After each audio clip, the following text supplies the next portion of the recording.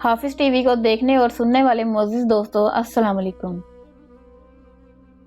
ناظرین، آج میں آپ کو ایمان اور قرآن کی طاقت کے بارے میں ایک ایسا سچا واقعہ سنانے جا رہی ہوں جسے سن کر ہر مومن مسلمان کو اپنے مسلمان ہونے پر فخر ہوگا اور یقیناً آپ کا ایمان مزید تازہ ہو جائے گا۔ لیکن اس ویڈیو کو شروع کرنے سے پہلے آپ لوگوں سے گزارش ہے کہ جنہوں نے ابھی تک ہمارا چینل حافظ ٹی وی سبسکرائب نہیں کیا، برائے مہربانی سبسکرائب کر دیں اور ساتھ لگے ہوئے بیل بٹن کو بھی دبا دیں تاکہ ہماری ہر نئی آنے والی ویڈیو آپ تک بر وقت پہنچتی رہے۔ تو چلیے ناظرین، ویڈیو کو شروع کرتے ہیں۔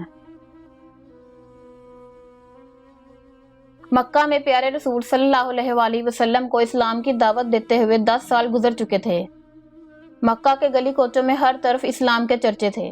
بہت سے مرد اور بہت سی عورتیں مسلمان ہو چکی تھیں، کچھ بچے بھی مسلمان ہو چکے تھے۔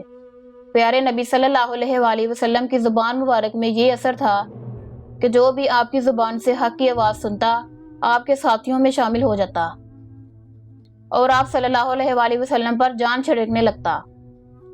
یہ حالت دیکھ کر مکہ کے کافر بہت گھبراتے، رسول اللہ صلی اللہ علیہ وآلہ وسلم کو جادوگر کہتے اور لوگوں کو روکتے اور ان پر زور ڈالتے کہ ان کی باتیں نہ سنو۔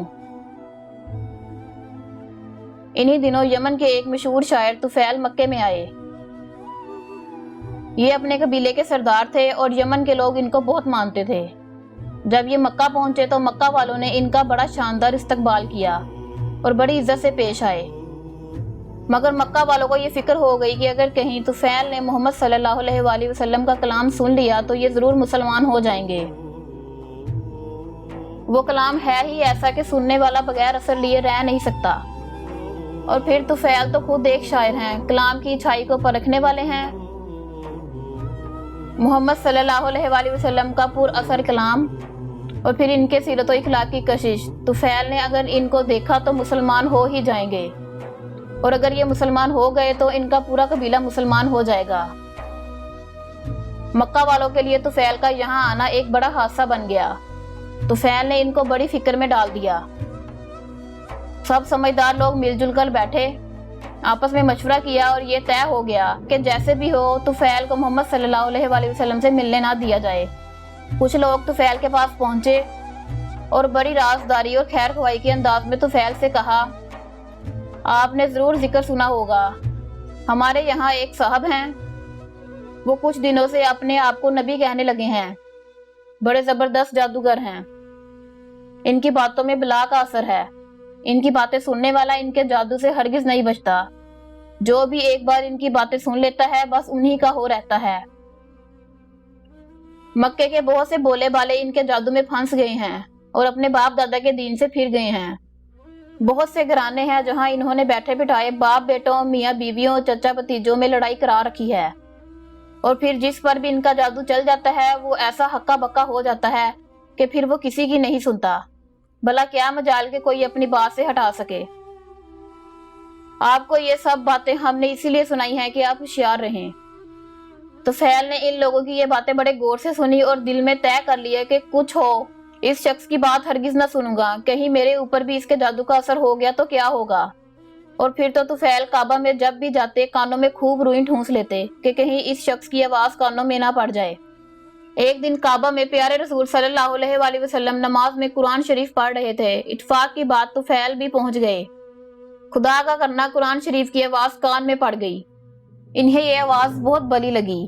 پہلے تو ٹھٹکے، لیکن پھر سوچا کہ خود شاعر ہوں، اچھی بری بات کو سمجھتا ہوں، کلام کی باریکیوں اور خوبیوں سے میں واقف ہوں، کیا میں اتنا بھی نہیں سمجھ سکتا کہ کون سی بات میرے لیے اچھی ہے اور کون سی بری؟ سننا تو چاہیے کہ آخر یہ صاحب کس قسم کی باتیں کرتے ہیں۔ یہ سوچ کر انہوں نے اپنے کان ادھر لگا دیے۔ پیارے رسول صلی اللہ علیہ وآلہ وسلم قرآن شریف پڑھ رہے تھے اور طفیل کا دل آہستہ آہستہ پگھل رہا تھا۔ ایک ایک آیت ان کے دل پر اثر کر رہی تھی۔ رسول اللہ صلی اللہ علیہ وآلہ وسلم نے نماز ختم کی اور گھر جانے لگے۔ طفیل بھی پیچھے پیچھے ہو لیے۔ رسول اللہ صلی اللہ علیہ وآلہ وسلم جب اپنے دروازے پر پہنچے تو ایک آواز آئی، حضرت مجھے بھی اندر چلنے کی اجازت دیجیے۔ پیارے نبی صلی اللہ علیہ وآلہ وسلم نے مڑ کر دیکھا کہ یمن کے معزز سردار طفیل آپ سے اندر چلنے کی اجازت مانگ رہے ہیں۔ रसूल अल्लाह सल्लल्लाहु अलैहि वसल्लम बड़ी इज्जत से इन्हें अपने घर के अंदर ले गए और इन्हें अपने पास बिठाया और आने की वजह पूछी। तुफैल ने अपनी पूरी आप बीती सुनाई। प्यारे नबी सल्लल्लाहु अलैहि वसल्लम ने बड़ी दिलचस्पी से तुफैल की आप बीती सुनी। फिर तुफैल ने कहा, हजूर मुझे अपनी कुछ बातें सुनाइए। रसूल अल्लाह सल्लल्लाहु अलैहि वसल्लम ने कुरान की चंद असर भरी आयतें पढ़कर सुनाई। तुफैल बड़े गौर से कुरान की आयतें सुन रहे थे और इन्हें ऐसा मालूम हो रहा था कि दिल की स्याही दूर रही है, गफलत के पर्दे उठ रहे हैं और हकीकत का जमाल इनकी आंखों को रोशन कर रहा है। जब प्यारे रसूल सल्लल्लाहु अलैहि वसल्लम तिलावत फरमा चुके तो तुफैल ने कहना शुरू किया, उस खुदा की कसम जिसने मुझे पैदा किया, मैंने अरब का एक से एक अच्छा कलाम सुना है, मगर आज तक ऐसा ऊंचा मौसर और पकीज़ा कलाम कभी नहीं सुना। ये कलाम तो सरासर हिदायत है, सरासर नूर है, सरासर इंसाफ है। इससे मुंह मोड़ना हिदायत से मुंह मोड़ना है। खुदा की कसम ये किसी इंसान का कलाम नहीं है, ये इंसानों के पैदा करने वाले खुदा का कलाम है।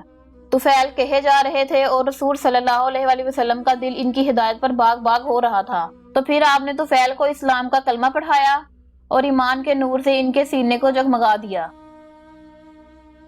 यमन का ये मोअज़्ज़िज़ मेहमान अब ईमान की इज्जत भी पा चुका था। मक्का में दाखिले के वक्त सिर्फ दुनिया की इज्जत हासिल थी, अब इसे दीन की इज्जत भी हासिल हो गई। जब तुफैल ने यमन को वापसी का इरादा किया तो प्यारे रसूल सल्लल्लाहु अलैहि वसल्लम से अर्ज किया, हजूर मेरा सीना तो नूरे ईमान से जगमगा उठा, लेकिन मेरा कबीला और घर के लोग तो कुफर के अंधेरे में फंसे हुए हैं। या रसूल अल्लाह सल्लल्लाहु अलैहि वसल्लम दुआ फरमाइए कि अल्लाह ताला इन्हें भी ईमान की दौलत बख्शे। प्यारे रसूल सल्लल्लाहु अलैहि वसल्लम ने दोनों हाथ दुआ के लिए उठाए, ऐ अल्लाह तू तुफैल को इस्लाम का निशान बना दे कि इससे लोग इस्लाम की राह पाएं। तुफैल ईमान की तड़प लिए घर पहुंचे। बूढ़े वाला से मुलाकात हुई। तुफैल बोले, अब्बा मैं कुफर के अंधेरों से ईमान की रोशनी में आ गया हूँ। अब्बा अब मेरा आपका कोई रिश्ता नहीं, मैं मक्का के सच्चे रसूल पर ईमान ले आया हूँ। अब मेरा रिश्ता सिर्फ इसी शख्स से है जो इस रसूल का कलमा पढ़े और इस्लाम को अपना दीन माने। तुफैल की ये दिल से निकली हुई बातें सुनकर वालिद सोच में पड़ गए। अच्छा, ईमान में ये कुव्वत है कि इससे बाप बेटे का रिश्ता भी खत्म हो सकता है। क्या ईमान का रिश्ता बाप बेटे के रिश्ते से भी ज्यादा है? तुफैल के बाप उमरा दोसी ने सोचा और अपने बेटे से कहा, तुफैल लाओ हमें भी सुनाओ उस रसूल की बातें।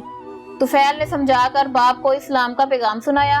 हक की कशिश ने काम किया और बूढ़े बाप ने अपने बेटे से कहा, तुफैल बेटे तुम मेरे बेटे हो और मैं तुम्हारा बाप हूँ। मैं भी उसी नबी पर ईमान लाता हूँ जिस पर तुम ईमान लाए हो। तुफैल की आंखें खुशी से बह पड़ी और बोले, अब्बा जान चलिए गुस्ल फरमा लीजिए और इस्लाम का कलमा पढ़कर अल्लाह के प्यारे बन जाइए। उमरो दोसी ने गुस्ल किया, कलमा शहादत पढ़ा और इस्लाम की दौलत से मालामाल हो गए। बाप के बाद मोहब्बत करने वाली बीवी से मुलाकात हुई। बीवी को देखकर तुफैल की आंखों में मोहब्बत के आंसू आ गए, मगर वो फौरन ही संभले और बीवी से कहा, प्यारी बीवी अब हमारा तुम्हारा क्या रिश्ता, मैं तो मक्के वाले नबी पर ईमान ला चुका हूँ और तुम ईमान की रोशनी से महरूम हो। मैं इस्लाम की रोशनी में चल रहा हूँ और तुम कुफर के अंधेरों में भटक रही हो। ईमान और कुफर का क्या साथ, मेरा रिश्ता तो सिर्फ उन लोगों से है जो उस खुदा की बंदगी करें जिसका कोई शरीक नहीं और उस रसूल पर ईमान लाए जिसे खुदा ने हमारी हिदायत के लिए भेजा है। तुफैल की असर भरी तकरीर सुनकर बीवी के दिल के दरवाजे भी खुल गए। हक की कशिश ने इसे भी खींच लिया और वो कहने लगी, प्यारे शोहर आप मेरे शोहर ही हैं और मैं रहती जिंदगी तक आपकी रफाकत में ही रहूंगी। मैं भी उस खुदा पर ईमान लाती हूँ जो सारी कायनात का खालिक है और ईमान लाती हूँ उस रसूल पर जिस पर आप ईमान लाए हैं। तुफैल का दिल खुशी से उछल रहा था। इनका चेहरा हक की फतह पर चमक रहा था और वो ये सोच रहे थे कि कितनी कशिश है ईमान में। दोस्तों, ये थे ईमान और कुरान की ताकत जिसने कुफर के अंधेरों को मिटा दिया। बड़े से बड़ा कुफर भी कुरान और ईमान की ताकत के आगे कुछ भी नहीं और यकीनन एक दिन इस्लाम गालिब आकर रहेगा और हर जगह इस्लाम का बोलबाला होगा। अगर आपको ये वीडियो पसंद आई तो इसे ज़रूर अपने दोस्तों और फैमिली के साथ शेयर करिए और मज़ीद ऐसी वीडियोस के लिए हमारा चैनल हाफिज टीवी ज़रूर सब्सक्राइब करें। अब आप मुझे इजाज़त दें, मैं आपको मिलूंगी एक नई वीडियो के साथ। तब तक के लिए अपना और अपने प्यारों का ख्याल रखिएगा। अल्लाह हाफिज।